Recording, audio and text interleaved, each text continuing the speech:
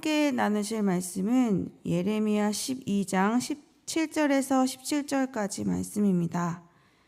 예레미야 12장 7절에서 17절까지 말씀, 저 한 절 성도님 한 절 번갈아 교독하겠습니다. 제가 먼저 7절 읽겠습니다. 내가 내 집을 버리며 내 소유를 내던져 내 마음으로 사랑하는 것을 그 원수의 손에 넘겼나니 내 소유가 숲속의 사자같이 되어서 나를 향하여 그 소리를 내므로 내가 그를 미워하였음이로라. 내 소유가 내게 대하여는 문이 있는 매가 아니냐. 매들이 그것을 에워싸지 아니하느냐. 너희는 가서 들짐승들을 모아다가 그것을 삼키게 하라. 많은 목자가 내 포도원을 헐며 내 몫을 짓밟아서 내가 기뻐하는 땅을 황무지로 만들었도다. 그들이 이를 황폐하게 하였으므로 그 황무지가 나를 향하여 슬퍼하는도다. 온 땅이 황폐함은 이를 마음에 두는 자가 없음이로다. 파괴하는 자들이 광야의 모든 벗은 산 위에 이르렀고 여호와의 칼이 이 땅 끝에서 저 끝까지 삼키니 모든 육체가 평안하지 못하도다. 무리가 밀을 심어도 가시를 거두며 수고하여도 소득이 없은즉 그 소산으로 말미암아 스스로 수치를 당하리니 이는 여호와의 분노로 말미암음이니라. 내가 내 백성 이스라엘에게 기업으로 준 소유에 손을 대는 나의 모든 악한 이웃에 대하여 여호와께서 이와 같이 말씀하시니라. 보라, 내가 그들을 그 땅에서 뽑아버리겠고 유다 집을 그들 가운데서 뽑아내리라. 내가 그들을 뽑아낸 후에 내가 돌이켜 그들을 불쌍히 여겨서 각 사람을 그들의 기업으로 각 사람을 그 땅으로 다시 인도하리니 그들이 내 백성의 도를 부지런히 배우며 살아있는 여호와라는 내 이름으로 맹세하기를 자기들이 내 백성을 가르쳐 바알로 맹세하게 한 것 같이 하면 그들이 내 백성 가운데에 세움을 입으려니와 그들의 순종하지 아니하면 내가 반드시 그 나라를 뽑으리라. 뽑아 멸하리라. 여호와의 말씀이니라. 아멘. 예레미야는 12장 1절에서 6절에 이르기까지 고향 사람들로 인한 일로 인하여 탄원을 합니다. 예레미야의 가족이 그를 배신했듯이 하나님께서도 가장 가까운 사람에게서 배신을 경험하십니다. 7절에는 내 집, 내 소유라는 표현이 나오는데요. 하나님의 집, 하나님의 소유를 말하죠. 이는 유다를 뜻합니다. 유다는 모든 이들 가운데 하나님과 가장 가까운 사람들이었습니다. 하나님의 사랑하는 자들입니다. 그런데 이들이 언약을 깨고 하나님께 불순종하였기 때문에 하나님께서는 그들을 버리고 내던지셔서 원수 바벨론의 손에 넘기셨습니다.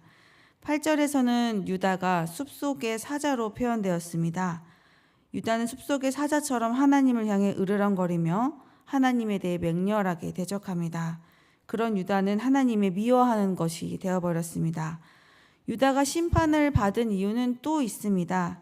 9절은 이들이 하나님에 대하여는 문이 있는 매라고 표현하셨는데요.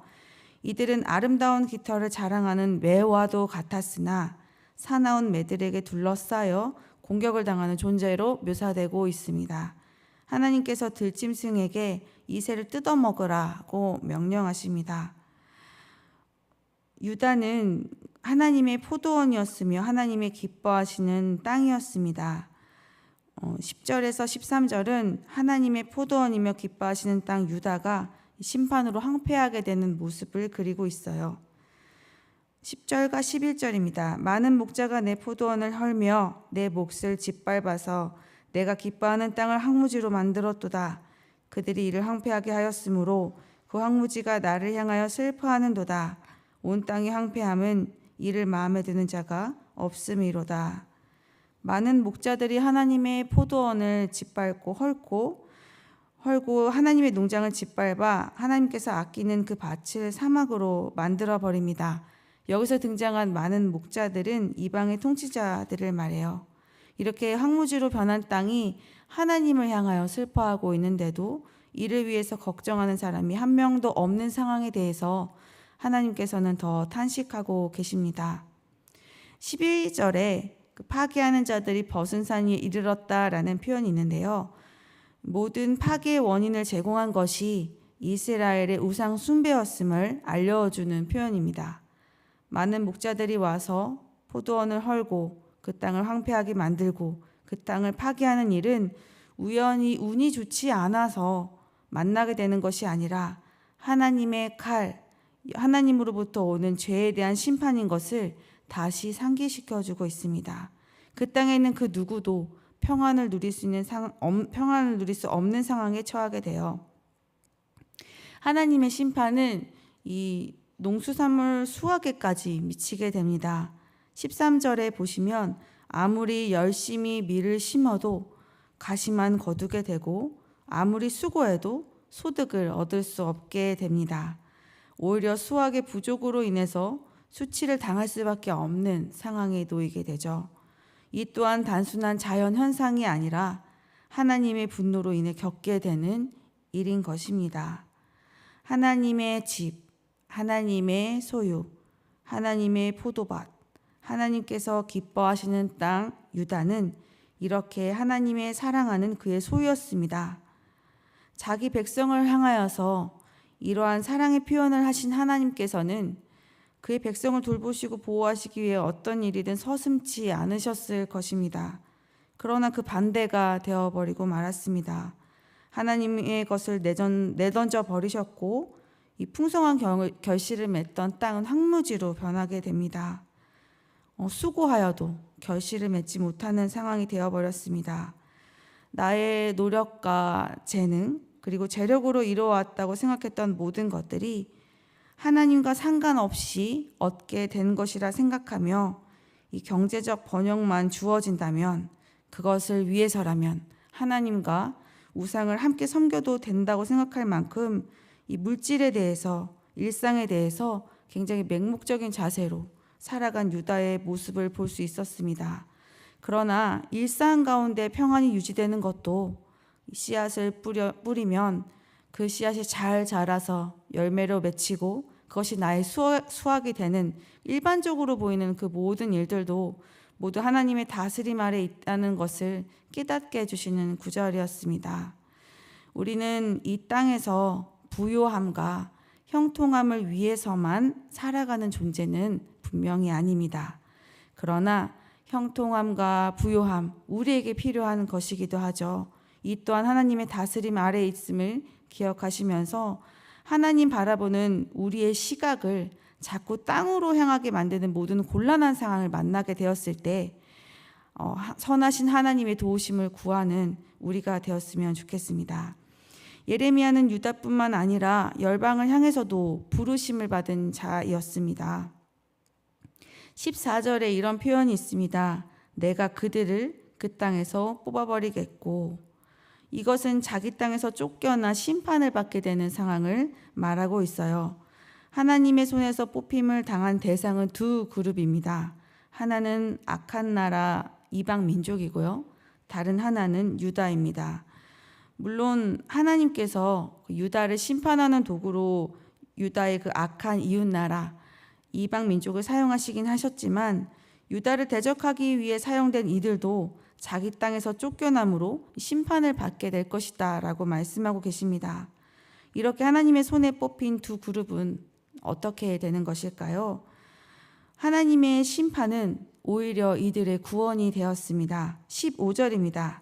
내가 그들을 뽑아낸 후에 내가 돌이켜 그들을 불쌍히 여겨서 각 사람을 그들의 기업으로 각 사람을 그 땅으로 다시 인도하리니.